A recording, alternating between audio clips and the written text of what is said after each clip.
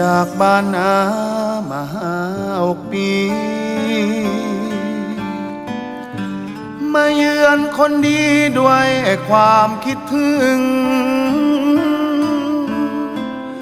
พี่นอ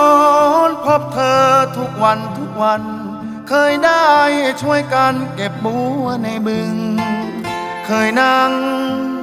รำพึงรำพันรักใต้ร่มโพ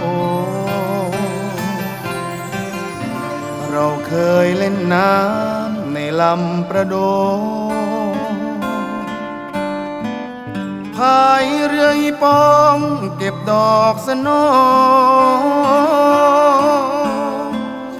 ลุยน้ำลุยโคลนหาปูหาปลา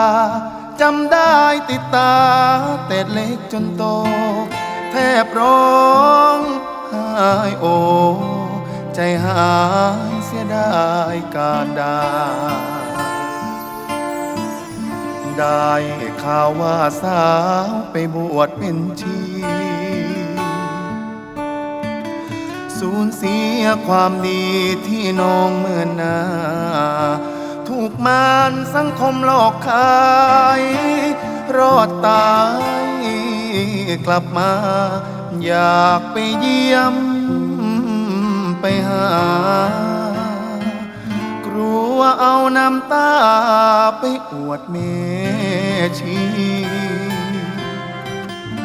สุขเถิดแม่ชีอยู่ดีเถิดนาโปรยโมทนาหมู่มารยามีเจอแสงพระธรรมที่นำเป็นทางเจอแสงสว่างสิ้นเวรกันทีลาแล้วแม่ชีชาตินี้ขอโมทนา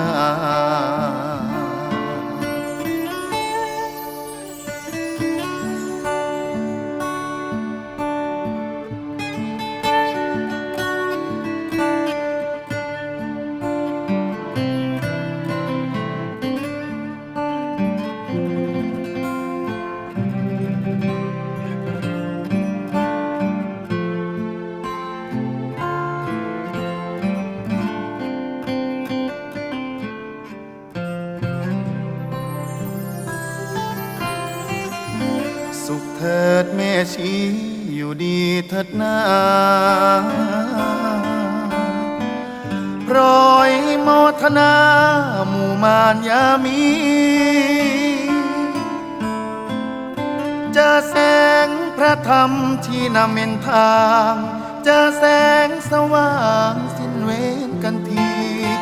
ลาแล้วแม่ชีชาตินี้ขอโมทนา